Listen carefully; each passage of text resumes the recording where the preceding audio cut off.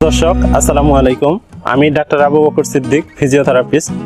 আজকে আমি কথা বলবো ইউরিনারি ট্র্যাক্ট ইনফেকশন নিয়ে, অর্থাৎ প্রস্রাবে ইনফেকশন, প্রস্রাবে জ্বালা পোড়া, ঘন ঘন প্রস্রাব এবং প্রস্রাব ক্লিয়ার না হওয়া নিয়ে। ইউরিনারি ট্র্যাক্ট ইনফেকশন হলে ঘন ঘন প্রস্রাব হয়, কারণ ইউরিনারি ব্লাডারে ব্যাকটেরিয়া গিয়ে ব্লাডারকে ওভার অ্যাক্টিভ করে দেয়। এই ওভার অ্যাক্টিভের জন্য ঘন ঘন প্রস্রাব হয় এবং প্রস্রাবের সময় প্রচন্ড জ্বালা পোড়া হয়, এমনকি চুলকানি হতে পারে। ইউরিনারি ট্র্যাক্ট ইনফেকশন হলে তলপেটে ব্যথা হতে পারে, অনেক সময় দেখা যায় পিঠেও ব্যথা হয়। যদি কারো ইউটিআই হয়, অর্থাৎ প্রস্রাবে ইনফেকশন হয়, প্রস্রাবে ইনফেকশন হলে কুস্কিতে ব্যথা হতে পারে, বমি বমি ভাব হতে পারে, এমনকি বমিও হতে পারে। সারাক্ষণ গায়ে জ্বর জ্বর ভাব থাকে, হঠাৎ করে কাঁপুনি দিয়ে জ্বর আসে, সব সময় একটা চরম অস্বস্তিতে ভুগে থাকেন।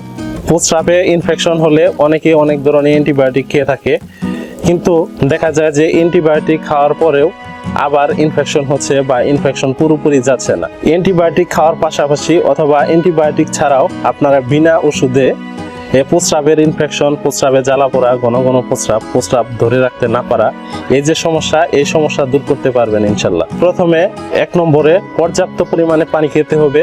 পর্যাপ্ত পরিমাণে পানি খেলে মূত্রনালীতে যে ব্যাকটেরিয়া থাকে, এই ব্যাকটেরিয়া প্রস্রাবের মাধ্যমে দেহের বাহিরে বের হয়ে আসে। 2 নম্বরে প্রস্রাব আটকে রাখা যাবে না।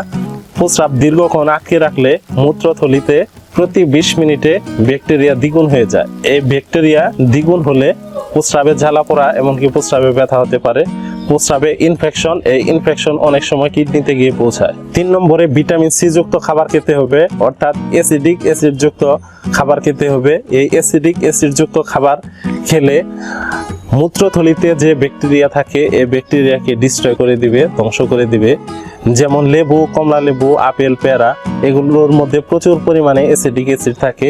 এই অ্যাসিডিক অ্যাসিড মূত্রথলিতে যে ক্ষতিকর ব্যাকটেরিয়া থাকে, এই ব্যাকটেরিয়াকে মেরে ফেলবে বা ধ্বংস করে দিবে।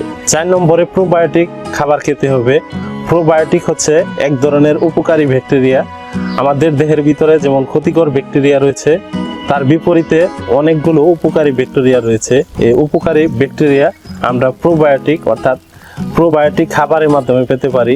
যেমন দই, চিজ, মাটার এবং ইয়োগার্ট, এগুলোর মধ্যে প্রচুর পরিমাণে প্রোবায়োটিক থাকে। এই প্রোবায়োটিক নিয়মিত খেলে প্রস্রাবের ইনফেকশন, প্রস্রাবের জ্বালা পোড়া দূর হয়ে যাবে ইনশাল্লাহ। 5 নম্বরে চিনিযুক্ত খাবার পরিহার করতে হবে। চিনিযুক্ত খাবার, অ্যালকোহল, ধূমপান, এগুলো পরিহার করতে হবে। এগুলো খেলে প্রস্রাবের ইনফেকশন আরো বেড়ে যায়। 6 নম্বরে নিয়মিত ক্যাজুয়াল এক্সারসাইজ করতে হবে। ক্যাজুয়াল এক্সারসাইজ করলে ইউটিআই প্রিভেন্ট হয়, অর্থাৎ ইউরিনারি ট্র্যাক্ট ইনফেকশন কমে যায়। এই ক্যাজুয়াল এক্সারসাইজ নিচে ডেসক্রিপশন বক্সে দেওয়া থাকবে, আপনারা চাইলে দেখে নিতে পারেন। 7 নম্বরে উচ্চ রক্তচাপ এবং ডায়াবেটিস কন্ট্রোলে রাখতে হবে। উচ্চ রক্তচাপ এবং ডায়াবেটিসের জন্য অনেক সময় ইউরিনারি ট্র্যাক্ট ইনফেকশন হয়ে থাকে।